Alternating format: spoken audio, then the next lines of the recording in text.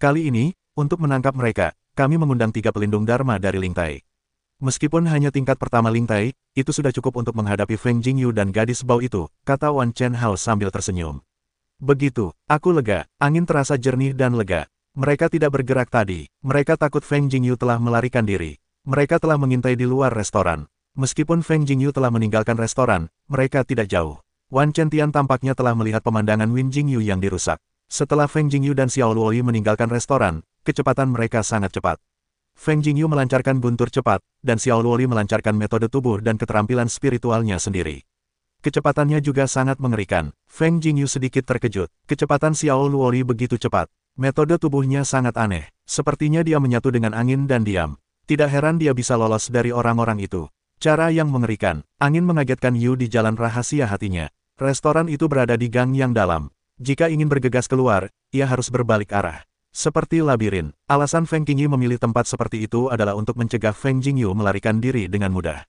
Dengan lorong-lorong berliku-liku ini, Feng Jingyu tidak bisa terbang, melainkan hanya bisa berjalan di labirin gang tersebut. Namun, mereka masih meremehkan Feng Jingyu. Ketika Feng Jingyu datang, ia sudah mencatat semua jalan. Sekarang mereka bergegas keluar ke jalan. Namun, saat itu, Feng Jingyu merasakan krisis dan segera menarik Xiao Luoyi untuk melesat cepat. Pada saat itu, sebuah anak panah melesat ke posisi mereka, sangat akurat. Ketika Feng Jingyu dan Xiao Luoyi baru saja melesatkan anak panah ini, mereka terbunuh oleh 2 anak panah. Untungnya, mereka cukup cepat untuk melarikan diri. Sialan, masih ada penyergapan. Feng Jingyu segera berbalik arah, tidak bisa terus maju, atau pasti akan tertembak sebagai target bergerak. Biarkan dia merasakan krisisnya, pihak lain sangat ringan, dengan penilaian Feng Jingyu, seharusnya menjadi penguasa Lingtai. Untuk membunuhku, aku benar-benar bersusah payah mengirim alam Lingtai. Feng Jingyu mencibir. Dia juga merasa sedikit aneh, dia sama sekali tidak menunjukkan kekuatan, tetapi mengapa Wan Jia dan keluarga Lin mengincar diri mereka sendiri? Apakah karena dia dan Lori meninggalkan mereka? Terlebih lagi, bagaimana mungkin Feng Qing terlibat? Apakah ada seseorang di balik ini? Feng Jingyu langsung memikirkan banyak hal, dan merasa itu tidak sesederhana itu. Sebenarnya, Feng Jingyu terlalu banyak berpikir tentang beberapa tempat. Wan Chen Hao dan Wan Chen Tian, tolong pindahkan para ahli alam Lingtai, itu murni untuk rasa terima kasih dan kebencian pribadi, hanya untuk balas dendam. Namun, ia masih menebak-nebak sesuatu tentang Feng Qing.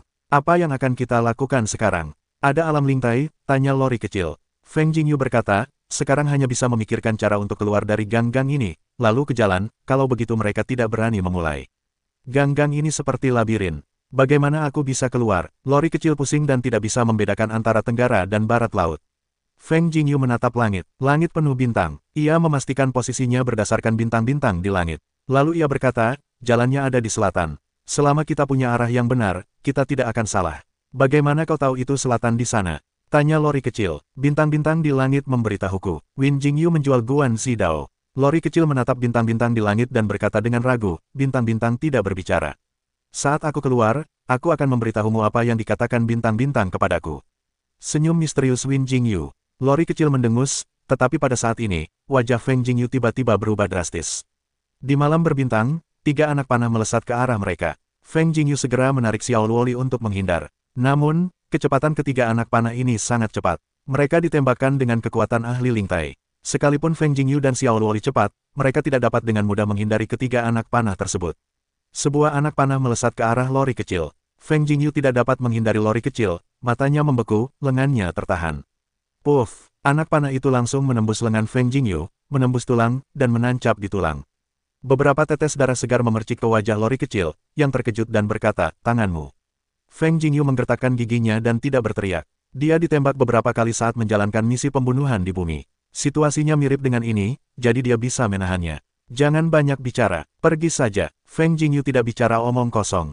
Ia tahu bahwa para ahli dari alam Lingtai telah mengejarnya. Meskipun kecepatan mereka tinggi, mereka hanyalah alam Tianqi. Meskipun para ahli Lingtai tidak memiliki teknik tubuh yang kuat, mereka dapat mengejar dan membunuh mereka dengan kekuatan mereka sendiri. Kedua makhluk kecil ini sangat aneh sehingga mereka telah melarikan diri beberapa kali. Dalam kegelapan, seorang ahli alam Lingtai terkejut. Bukankah Feng Jingyu sia-sia? Bagaimana kau bisa menangkap lintasan anak panah? Ahli alam Lingtai lainnya terkejut. Ia yakin bahwa orang yang tidak memiliki keterampilan tidak dapat menangkap anak panah yang ditembakkannya. Sepertinya anak itu menyembunyikan kekuatannya. Guru Lingtai ketiga berkata dengan muram, hari ini, kita tidak boleh membiarkan mereka lolos, kalau tidak, kita akan mendapat banyak masalah. Kalau kita mau memisahkan dua orang apokalipse itu, aku yakin kita bisa menangkap dua anak apokalipse itu, kata seorang Master Lingtai dingin. Pergi. Tiga orang itu terpisah dengan cepat, terus-menerus melompat ke atap, kecepatannya sangat tinggi. Lengan Feng Jingyu terus-menerus berlumuran darah. Sungguh merepotkan bagi orang bodoh untuk bergerak dengan anak panah itu di lengannya. Feng Jingyu langsung mematahkan kedua ujung anak panah itu, hanya menyisakan bagian yang tertancap di dalamnya. Sedikit lebih mudah untuk bergerak. Kedua pria itu sudah menuju ke selatan dengan sekuat tenaga, tetapi sebuah anak panah datang dari depan mereka. Feng Jingyu dan Xiao Luoli terkejut dan segera mundur. Anak panah itu mengenai tanah dan tanah meledak. Setelah itu, dua anak panah datang dari dua arah lainnya. Feng Jingyu dan Xiao Luoli terengah-engah. Mereka hampir bersembunyi di balik dua anak panah. Feng Jingyu melihat sebuah pintu di sampingnya, dan kemanapun pintu itu mengarah, ia langsung masuk. Sasarannya terlihat di luar. Jika memasuki pintu ini, setidaknya bisa menghalangi serangan dari tiga alam lingtai. Feng Jingyu dan Xiao Luoli bergegas masuk, lalu menuju ke halaman kecil, lalu langsung menuju ke pintu lain di halaman tersebut. Mereka memasuki pintu lain di halaman tersebut. Setelah mereka bergegas masuk, lampu di dalam terang benderang, dan para pria serta wanita di dalamnya lelah berpelukan. Mereka merasa tidak senang. Melihat pemandangan ini, Feng Jingyu menyadari bahwa mereka telah tiba di tempat-tempat Feng Yue. Meskipun belum pernah ke tempat-tempat ini, ia tahu bahwa ada sebuah bangunan Nianchun yang terkenal di kota Feng Yue. Lori kecil melihat sekeliling dengan ragu dan berkata, di mana ini?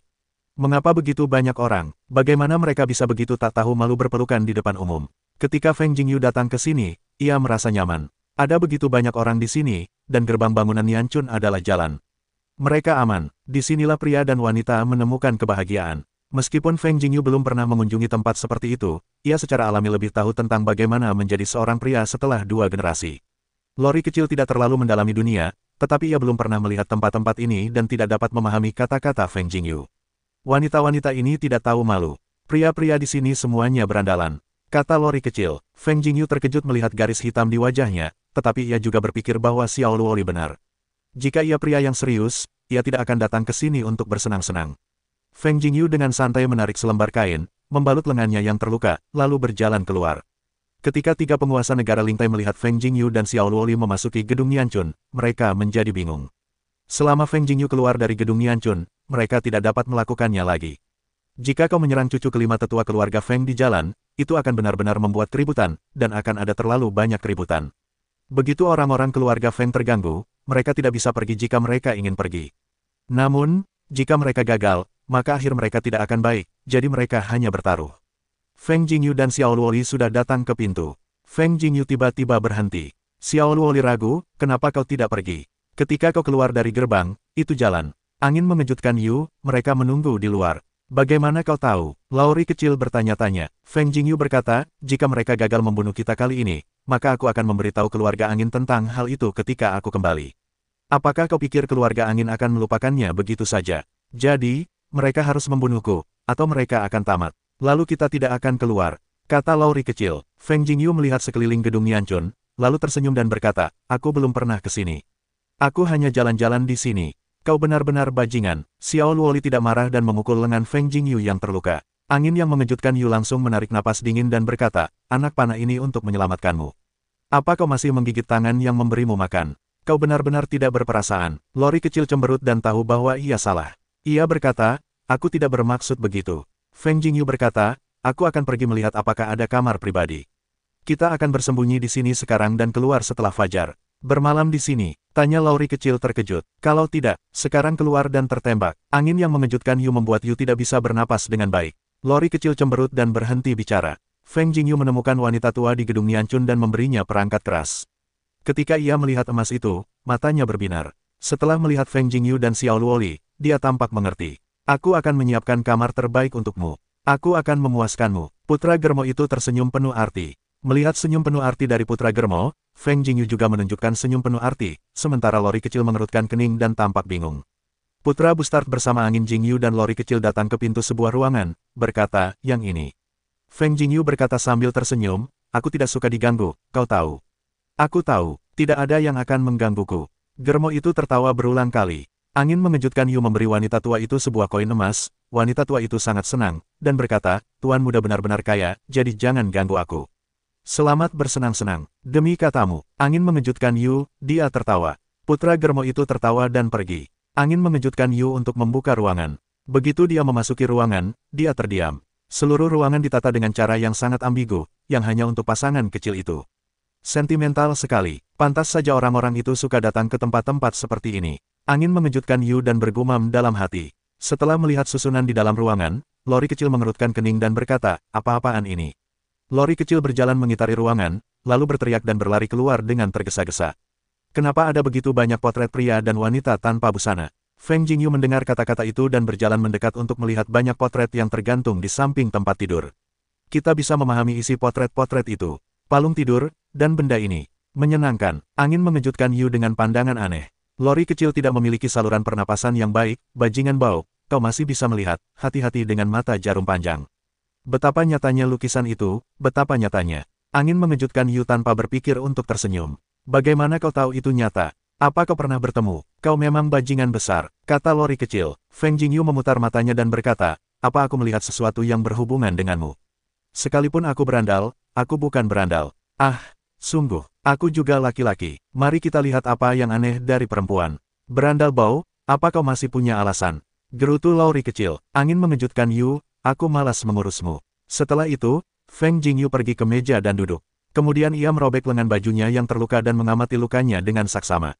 Kemudian ia meletakkan lengannya di atas meja. Tangannya yang lain menggenggam anak panah, menggigit giginya, dan menarik napas dalam-dalam. Kemudian ia mencabutnya. Badan anak panah itu tercabut dan bercak darah pun terlihat. Feng Jingyu menghirup udara dingin, seluruh tubuhnya gemetar kesakitan, dan giginya terkatup rapat. Di satu sisi, Lori kecil melihat angin Jingyu mencabut anak panah itu, juga melihat jantungnya berdebar kencang. Setelah ujian tiruan pertama, dia mencabut sepotong rumput dari atas pinggangnya dan mengolesi rumput itu. Apa yang kau lihat? Kemari dan bantu aku berpakaian. Feng Jingyu mengulurkan tangannya yang terasa tidak nyaman, dan berjalan ke samping Lori kecil. Xiao Luoli segera bangun, lalu membantu Feng Jingyu membalut lukanya. Ia tidak melakukan ini, tangannya gemetar, sedikit berhati-hati. Mengapa kau ingin menangkis panah ini untukku? Lori kecil menundukkan kepalanya dan menatap luka Feng Jingyu ketika mengatakan ini, tetapi ia tidak menatap Feng Jingyu. Feng Jingyu berkata, siapa yang mempertemukanku denganmu? Aku menyadari sejak bertemu denganmu, tidak ada hal baik yang terjadi padaku. Apa kau musuh bebuyutanku? Oh, angin mengagetkan Yu hingga merasakan sakit yang luar biasa. Lori kecil menegang, napasnya tak karuan, bagus. Setelah itu, Lori kecil bangkit dan pergi ke samping tempat tidur, merobek semua lukisan yang berantakan itu, lalu duduk di samping tempat tidur tanpa berkata sepatah kata pun. Feng Jingyu melihat Lori kecil tiba-tiba terdiam, seolah marah, ia menghela napas dan berkata pada dirinya sendiri, wanita, baik di bumi maupun di sini, adalah makhluk yang paling sulit untuk dilayani. Ketika Feng Jingyu menatap Xiao Luoli lagi, ia mendapati Xiao Luoli sedang menangis. Feng Jingyu tertegun sejenak. Kemudian ia menghampiri Xiao Luoli dan berkata, hei, kenapa kau menangis? Aku tidak menindasmu. Apa urusanmu? Lori kecil berbalik. Angin mengagetkan Yu dan berkata, oh, kalau begitu kau menangis sendiri. Kau, Lori kecil semakin marah dan menangis lebih keras dari sebelumnya. Feng Jingyu yang wajahnya dipenuhi garis-garis hitam duduk di samping tempat tidur dan berkata, ku bilang, kau tidak punya apa-apa. Apa yang kau tangisi? Seharusnya aku yang menangis. Bajingan, tegur Lori kecil tiba-tiba. Feng Jingyu bingung, tetapi ia tak berkata apa-apa saat melihat Xiao Luoli menangis. Kenapa kau begitu bodoh? Tegur Lori kecil lagi. Angin mengagetkan Yu hingga tak berujung, lalu berkata, bagus, jangan menangis. Kalau kau menangis, lenganku makin sakit. Kalimat ini tampaknya sangat berguna. Lori kecil segera menghapus air matanya, tetapi masih dengan nada sedih berkata, apa maksudmu bagiku? Melihat ekspresi sedih Xiao Luoli, Feng Jingyu tak kuasa berkata apa-apa untuk memancing Xiao Luoli. Ia menghiburnya dan berkata, yah, ini semua salahku, kan? Tidak mungkin, kata Lori kecil. Apa maumu? Angin mengagetkan Yu hingga tak bisa berkata-kata. Lori kecil tidak berbicara, hanya terisak. Feng Jingyu menghela napas dan tidak berbicara. Ada apa ini? Xiao Luoli terisak sebentar, lalu tiba-tiba bersandar di bahu Feng Jingyu. Feng Jingyu tertegun sejenak dan tidak mengatakan apa-apa. Mereka tetap diam dalam posisi ini. Setelah beberapa saat, ketika Feng Jingyu melihat Xiao Luoli lagi, Xiao Luoli sudah tertidur. Feng Jingyu menatap air mata di wajah Xiao Luoli yang belum kering. Tidak mudah bagi seorang gadis kecil untuk sendirian di luar dan dikejar orang lain. Melihat Lori kecil yang tertidur, Feng Jingyu merasakan sakit hati di hatinya. Ia memiliki dorongan yang tak terjelaskan untuk melindunginya. Ia teringat saat di gang, ia tidak ingin menangkis pedang Lori kecil, tetapi ia juga sedikit bingung. Feng Jingyu meletakkan Xiao Luoli di tempat tidur, menutupinya dengan selimut, lalu duduk di satu sisi dan mulai berlatih. 3 ahli Lingtai yang menunggu di luar gedung Nianchun khawatir. Feng Jingyu dan Xiao Luoli tampaknya tidak punya rencana untuk keluar. Semakin malam semakin larut, semakin sedikit orang yang datang ke jalan, tetapi gedung Nianchun masih sangat ramai. 3 ahli Lingtai tidak mungkin begitu angkuh masuk ke gedung Nianchun untuk mencari orang. Semakin lama mereka menunggu, semakin cemas mereka. Apa, jika besok pagi, kita akan benar-benar kehilangan kesempatan? Seorang ahli Lingtai tampak muram. Jika misi ini gagal, kita tidak akan bisa kembali, kata Master Lingtai kedua. Kematian ada di mana-mana. Ayo kita tinggalkan kota Feng Yue, atau kita akan mati, kata Master Lingtai ketiga. Yang lainnya berbalik, lalu berkata, ya, kita gagal dalam misi kita. Kita tidak bisa kembali. Kembali adalah jalan buntu. Kita tidak bisa hidup sampai kita meninggalkan kota Feng Yue. Ketiga Master Lingtai itu membuat pilihan yang sama. Mereka langsung meninggalkan gedung Nianchun dan pergi ke luar kota. Saat itu, Feng Qing minum bersama Lin Chen, Wan Chen Hao, dan Wan Chen Tian. Mereka tidak perlu khawatir tentang pelarian Feng Jingyu. Mereka hanya menunggu ketiga Master Lingtai membawa Feng Jingyu dan Xiao Luoli kepada mereka. Sudah lama sekali sejak mereka kembali, kata Wan Chen Hao setelah menyesap anggur. Jangan khawatir, mungkin mereka sedang bermain kucing-kucingan. Ada 3 alam Lingtai, mereka tidak bisa melarikan diri, kata Lin Chen sambil tersenyum. Pada saat ini, Feng Qing tiba-tiba merasa sedikit gelisah dan berkata, kita tidak boleh gegabah. Jika kita lolos oleh angin, kita tidak akan memiliki kehidupan yang baik. Wan Chen Tiandao, angin Jingyu sia-sia, gadis bau itu tidak berada di atas Tian Shijing. Apa yang bisa terjadi pada 3 alam Lingtai? Tidak takut 10.000, untuk berjaga-jaga. Anginnya jernih, sekarang sudah tengah malam, sudah lewat 2 jam, sudah waktunya untuk kembali. Lin Chen menatap langit, kau pergi dan lihat apa yang terjadi, kata Wan Chen Tian kepada salah satu pelayan. Ya, salah satu pelayan segera keluar untuk memeriksa situasi. Setelah sekitar 1/4 jam, pelayan itu kembali dan berkata, aku sudah melihat kemana-mana, tetapi aku tidak melihat seorang pun. Ketika angin mulai tenang, raut wajahnya berubah. Wan Chen Hao memecahkan gelasnya dan berkata, bagaimana mungkin? Mereka tidak bisa kabur, cari aku lagi dengan teliti, kata Wan Chen Tian segera. Setelah pelayan itu pergi, wajah Lin Chen dan Wan Chen Tian meredup. Mereka semua mendapat firasat buruk. Feng Jingyu benar-benar lolos kali ini. Tidak, bagaimana mungkin mereka bisa lolos dari Lingtai? Lin Chen masih tidak percaya. Setelah sekitar setengah jam, pelayan itu kembali. Feng Qing dan keempat orangnya menatap pelayan itu. Pelayan itu berkata, kami sudah mencari dengan teliti, dan tidak ada siapa-siapa, hanya ada beberapa bercak darah. Darah, angin mulai tenang, dan keempat orang itu terkejut. Hanya sedikit, selain itu, beberapa anak panah ditemukan. Tidak ada yang lain, kata pelayan itu. Bahkan jika Feng Jingyu lolos, 3 pelindung Dharma Lingtai harus melapor kembali. Kenapa mereka menghilang? Wan Chen Hao ragu. Wajah Feng Qing memucat dan berkata, apakah ada yang menyelamatkan Feng Jingyu dan ketiga Master Lingtai ditangkap? Lin Chen, Wan Chen Tian, dan Wan Chen Hao tampak sangat muram. Mereka merasa kejadian ini tidak baik, lalu mereka bergegas pergi. Feng Qing juga merasa tidak enak, dan segera bergegas kembali ke rumah Feng. Ia tidak mendengar kabar Feng Jingyu kembali, dan hatinya semakin bingung. Feng Qing juga datang ke gerbang sayap utara angin dan berkata, Tuan ketiga, apakah Anda sudah istirahat? Masuk. Dari dalam gerbang terdengar suara sayap utara angin. Feng Qing juga mendorong pintu masuk. Kemudian ia melihat Feng Beiyi duduk di halaman bermeditasi.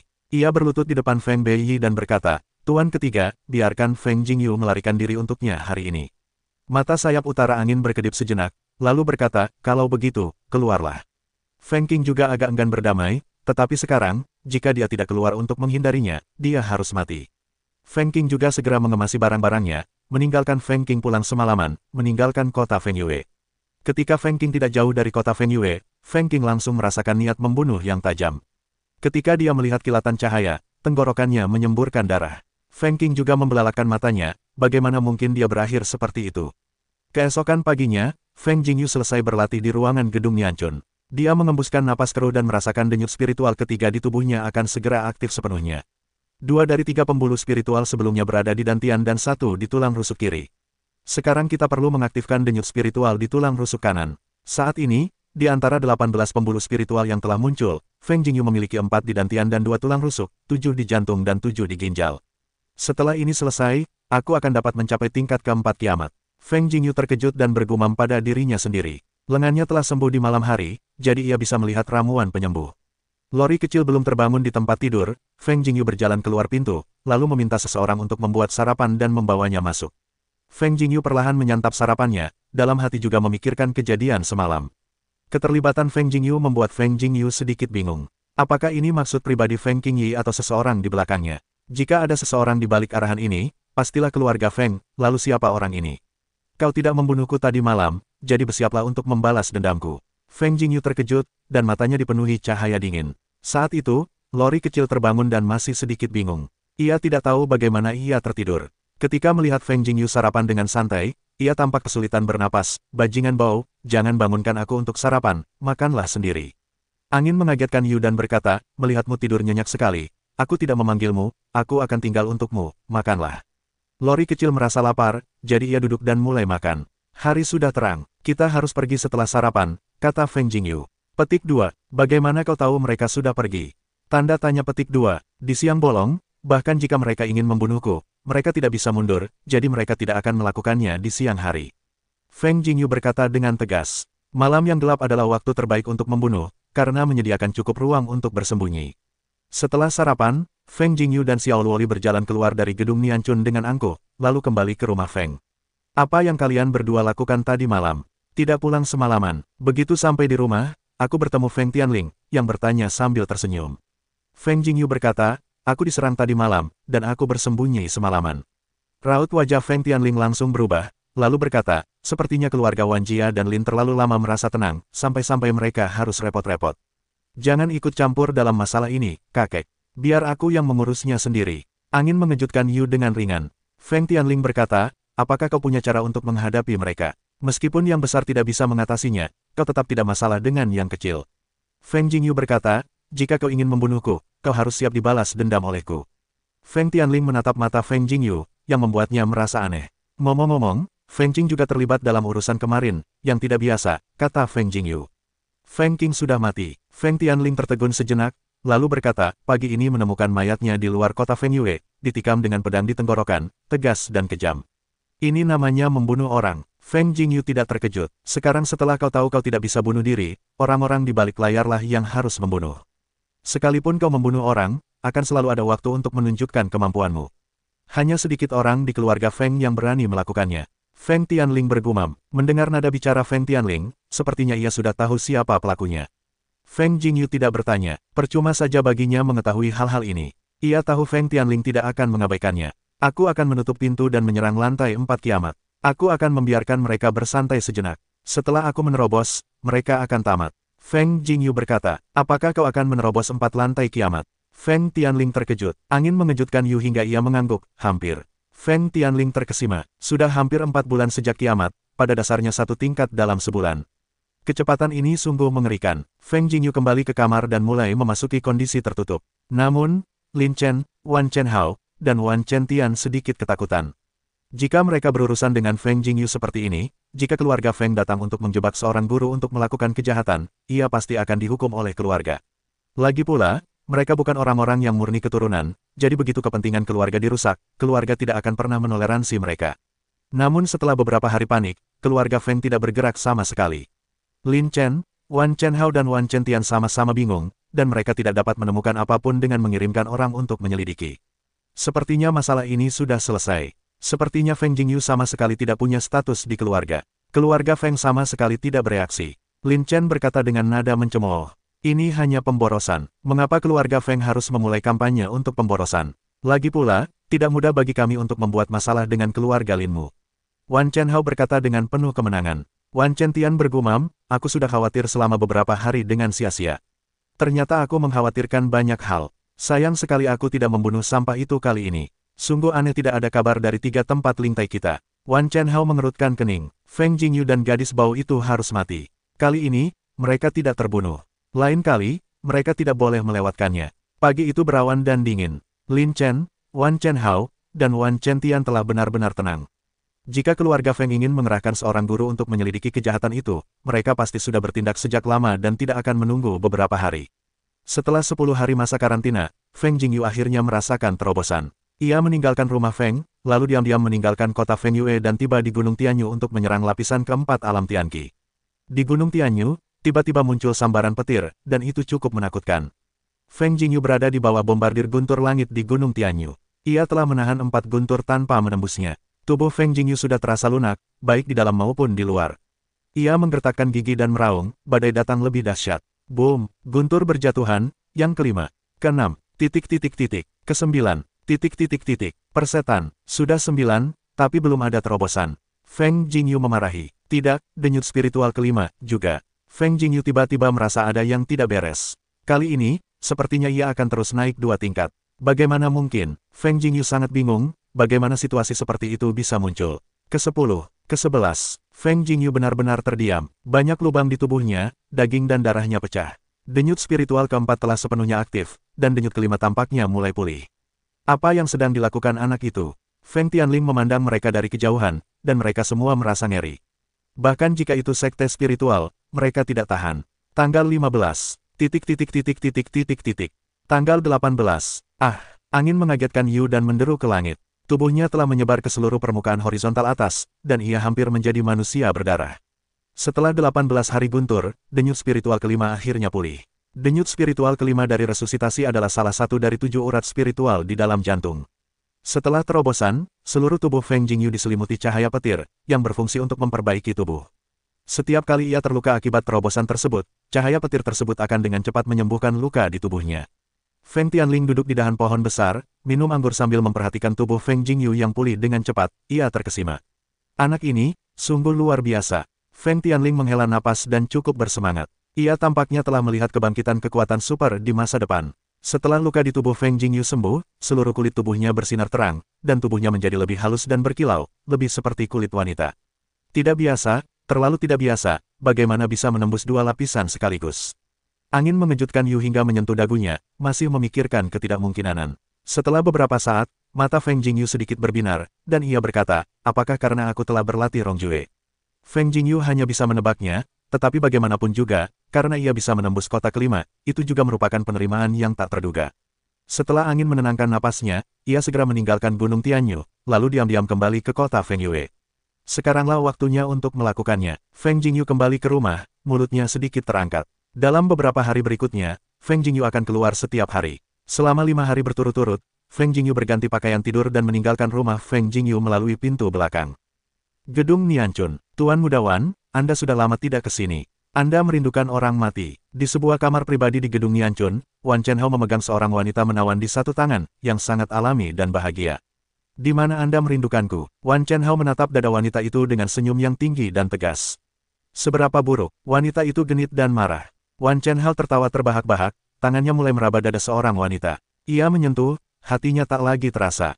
Kini ia hanya bisa menyentuh, hanya bisa melihat, ibunya tak mampu melakukannya. Semakin Wan Chenhao memikirkannya, semakin marah hatinya, dan kekuatan tangannya pun bertambah. Wanita itu kesakitan dan berkata, Tuan Muda Wan, apakah Anda ingin menjadi ringan? Rasanya sakit. Apakah menurut Anda tidak nyaman bisa menyentuh tetapi tidak bisa bekerja? Saat itu, suara pria lain terdengar dari ruangan itu.